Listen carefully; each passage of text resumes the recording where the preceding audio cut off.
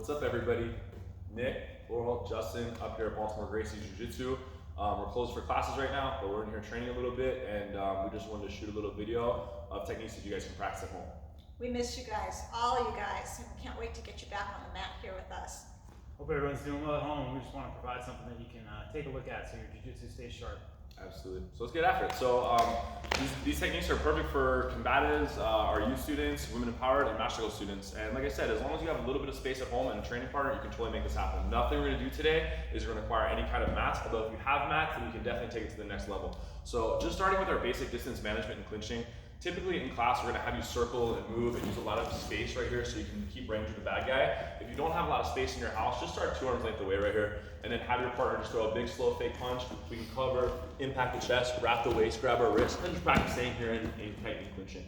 And then I can push away and then separate, no takedowns for right now, cool? Now, if you're working with someone that has never done jiu-jitsu before, this is a perfect opportunity to introduce them to some of the techniques that we practice in class.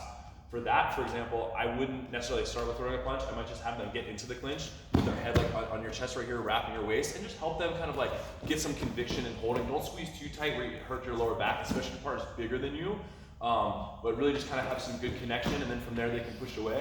And then once they get pretty comfortable with the clinch, graduate to maybe throwing a punch, having them cover, and then clinch. Just make sure that when they clinch, their elbows are not aiming at your chest, because this spike right here will hurt. So just make sure their elbows are down, still covering their face, and just a little tap, and then a wrap, and then a couple seconds of control.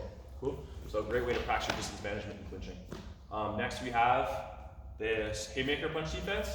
If this is our range for our clinching, we would take maybe 2 or 3 steps back and have your partner throw a big slow punch at your head. Cover that side, go completely under, and then come around and then capture their waist right here. And I would say the most important thing right now is that A, I cover the correct side, and then B, I don't impact him at all. So I like to think of like I'm diving under a wave. I don't impact the wave, I go underneath of it. So his punch is that wave, and this is me going directly under, and then into the rear. Definitely one you can both practice. I would just go super slow, so fake haymakers don't turn into real strikes. Cool? Standing arm lock. Standing arm lock. This is an amazing technique that is in both our women empowered, our combatives classes, we teach in our youth classes, we teach in master cycle, and for women empowered, it might be off a hair grab right here. It could also be off of a push, a choke, anything where someone's pushing you with an extended arm right here. All we're gonna do is base, connect, step back, and then trap it under our arm, and then slow pressure right here, and then we can go. Now, if your partner's a little bit shorter than you, just be really careful, because when Justin's doing this technique to me, if he starts clamping right now because of the size, it starts to hurt my arm. So I can change my level a little bit, and then all I'm really doing is just checking to make sure he's got good connection, and then when I feel a little bit of pressure, I tap his leg, and he lets go. Cool. Guillotine defense. So this one does require us to go to the ground, but the most important part of the guillotine defense is what your initial reaction is. So if someone wraps your neck, we need to build this kind of conviction of protecting our neck and connecting to them. So a really simple drill you can practice at home is have someone wrap your neck in a guillotine, and then I trap her wrist and reach down to the back and I drop in the base. Maybe even get to the side a little bit. Just be careful you don't go too far and make them fall, especially if you don't have a landing area. And then I would practice the other side. I would have them wrap my neck just so I get a habit of trapping the wrist, look, no thumb right here, and then reaching down the back and connecting. And again, maybe a little shuffle to the side that my head is not on. Great way to help develop a little bit of reflex for our guillotine choke defense. Cool. So combatives, students can practice all those. And the next one we're going to show you is a master cycle technique called a sucker punch defense. And even though it's not taught in combatives, it's an extremely useful self-defense technique, because a lot of the techniques we show are a lot of situations are not necessarily 2 people squared off fighting each other, but having a disagreement, an argument, and then a strike comes off of that. And that's what the sucker punch defense is for. So you might be at the supermarket fighting over the last roll of toilet paper, and someone gets angry and throws a punch at you. You want to cover both biceps right here, and then wrap one, and then go under the other, and then go to the side that I'm underhooking. So if you are in combatives or women empowered, you might be very familiar with this clinch, which is a double underhook clinch right here. This one is an over-under, and I'm just wrapping the side my head is on. So if she was gonna try to pull that arm out and punch me, it's trapped underneath of my arm. And again, just careful, the more I lean, the more likely my partner might fall. So I just wanna kind of stabilize, just to make sure that they don't fall on that unprotected area. Cool, so sucker punch defense.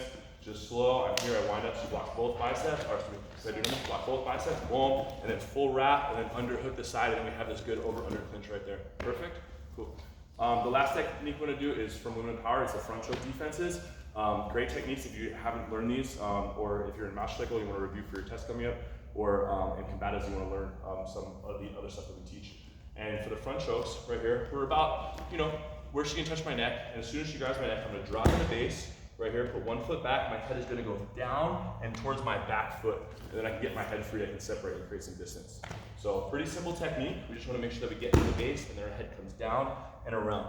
Now bonus slice, you might find that while trying to get your head out, if the bad guy's arms are too close, our head can't go through the middle. But if our hands are really close in front, there's more space back here. So all I'm gonna do is base, maybe try to go to the middle. When I can't, double grip on her wrist, double C-clamps, pull my head out as I push. And then from here we can redirect the arms, throw a knee, separate, and then disengage from there. Anything else? Cool. So awesome. So just a couple techniques you can practice at home. Again, we're up here training a little bit, but the school is closed for classes right now. I would be open to do some private lessons if anyone wants to contact me and potentially set something up during this time that we're closed. But thank you so much for supporting the school. Anything else you guys want to say? Just miss you guys. Take care. See you soon. Yeah. Hopefully we'll be back on the mat soon. Good job, everybody.